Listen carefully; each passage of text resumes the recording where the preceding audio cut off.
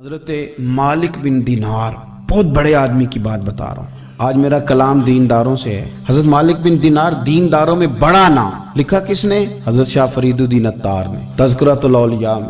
یہ سچے لوگ تھے تو سچ بولتے ہیں، جھوٹ نہیں بولتے. حضرت مالک بن دینار رحمۃ اللہ تعالیٰ علیہ فرمانے لگے کہ دمشق میں ایک بہت بڑی مسجد تھی جسے حضرت امیر معاویہ رضی اللہ تعالیٰ عنہ نے بنوایا تھا. بڑی سونی تھی، بہت بڑی تھی، شاندار تھی. فرماتے میری اس پہ آنکھ آ گئی، دل آ گیا.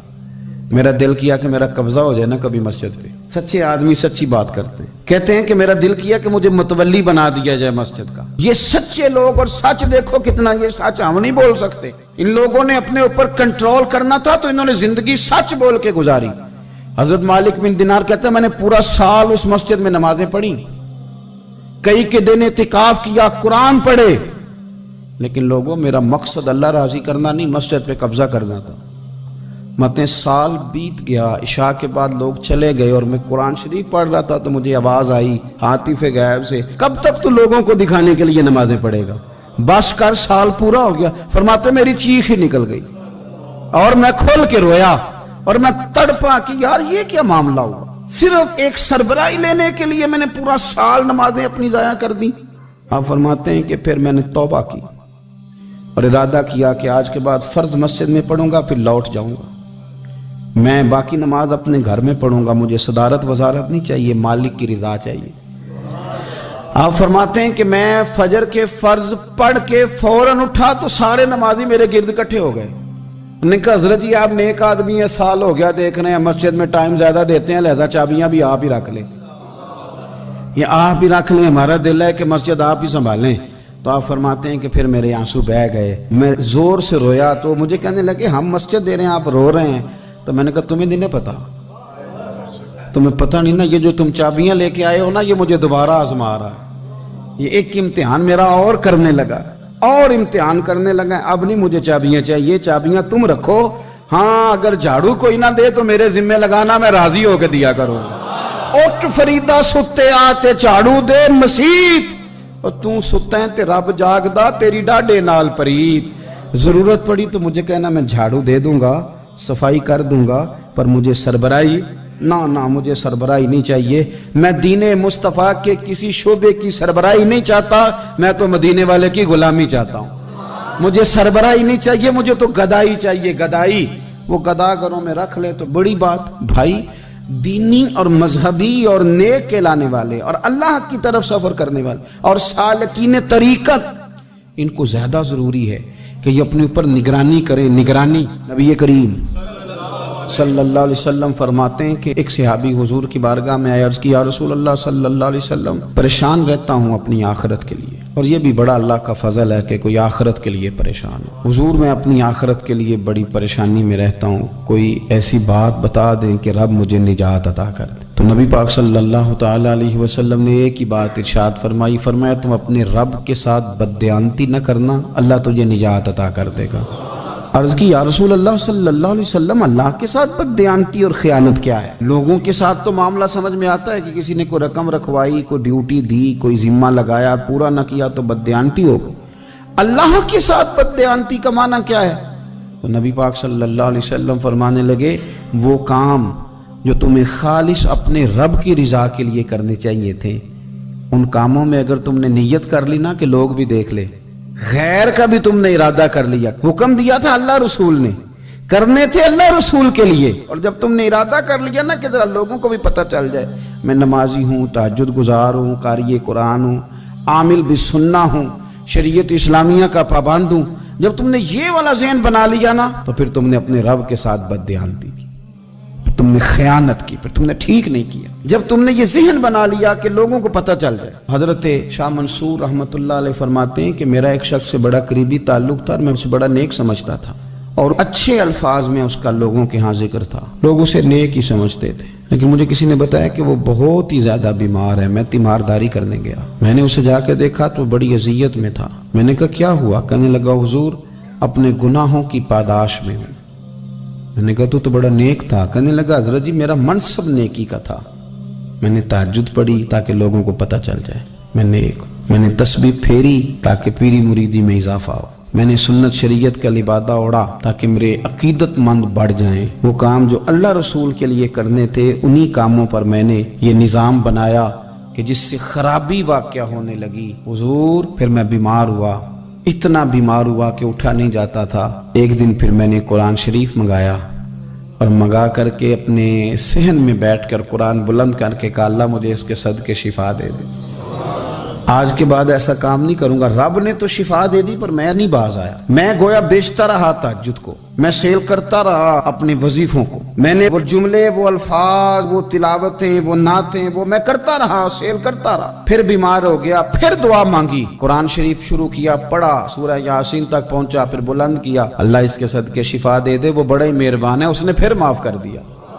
لیکن حضور اس کی بار یہ ہوا ہے کہ میں نے کئی دفعے معافی مانگی، کئی دفعے توڑی، اب میں نے پھر وہی کام کیے لوگوں کو دکھانے کے لیے، لوگوں کو راضی کرنے کے لیے۔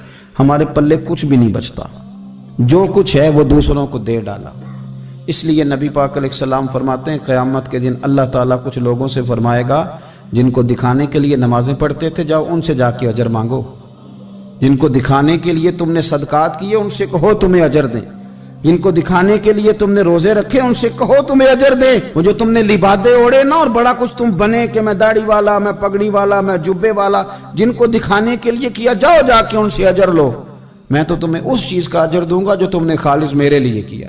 تو وہ شخص کہنے لگا حضور اب میری یہ کیفیت ہے کہ اس دفعہ میں قرآن منگاتا ہوں، پڑھنے کی کوشش کرتا ہوں پر میری زبان پہ جاری نہیں ہوتا، آپ میرے لیے دعا فرما دیں۔ کہتے ہیں میں بھی رویا، وہ بھی رویا، ابھی میں اس بستی سے باہر نہیں نکلا تھا کہ اس شخص کا انتقال ہو گیا، وہ چلا گیا۔ آج تک پریشان ہوں کہ مالک بندہ نوازی فرما، تھوڑا سا اپنے لیے بھی ہمیں کچھ کرنا ہے، ہمیں غور کرنا ہے کہ یہ کام کرتے وقت میرا ارادہ کیا ہے، اس کام سے میرا مقصود کیا ہے، اور جس ارادے سے میں کر رہا ہوں پھر اس کا نتیجہ کیا ہے۔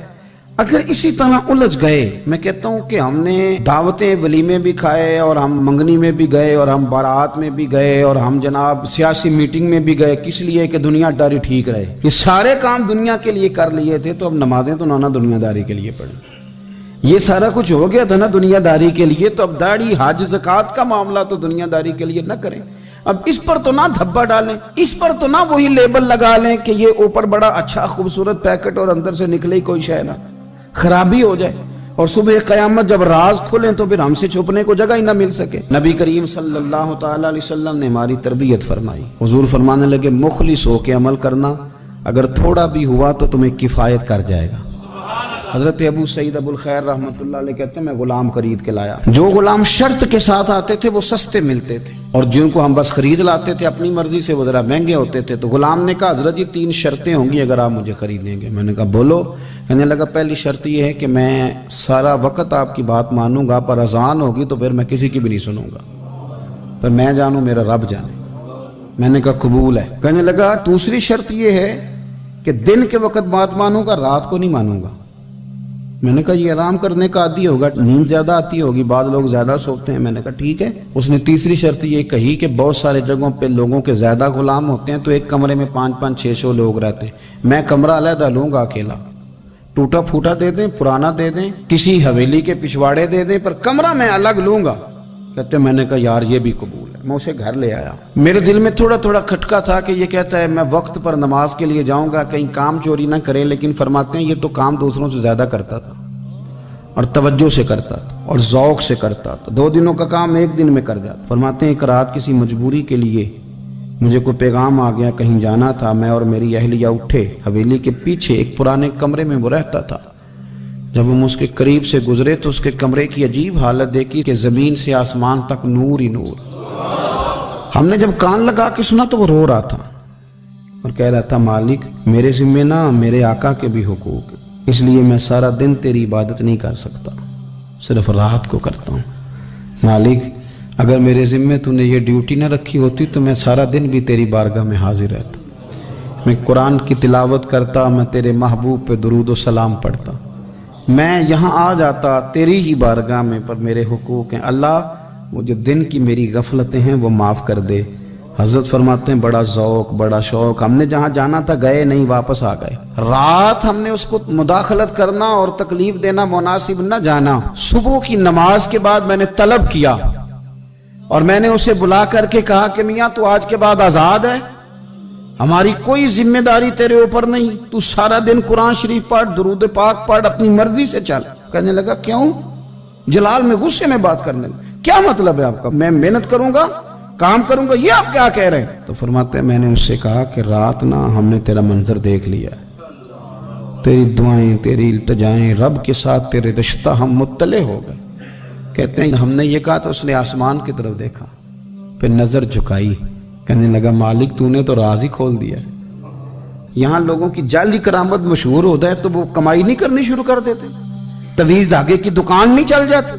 اللہ تو نے راز ہی کھول دیا، میں تو سراپا مخزن راز تھا، میں رہا تھا مدت و راز میں، یہ تو تیرا شوق کے دید کشاں کشاں مجھے کھینچ لایا مجاز میں، تو نے یہ کیا عجب کیا، مجھ کو بھی فاش کر دیا، میں ہی تو ایک راز تھا سینہ کائنات میں، مالک میرا بھی راز کھول دیا۔ اور پھر کہنے لگا اللہ یوں نہ کر، تیرے میرے پردے ہیں، ان پردوں کو نہ کھول۔ یہ لفظ کہے زمین پہ لیٹا، کلمہ پڑا، روح ہی پرواز کر گئی، عرش فرشتے بانگا ملیاں، مکے پہ گیا شور۔ بلے شاہ اسا نہیں مرنا، اے تے مر گیا ہی کوئی ہور، اسا نہیں مرنا۔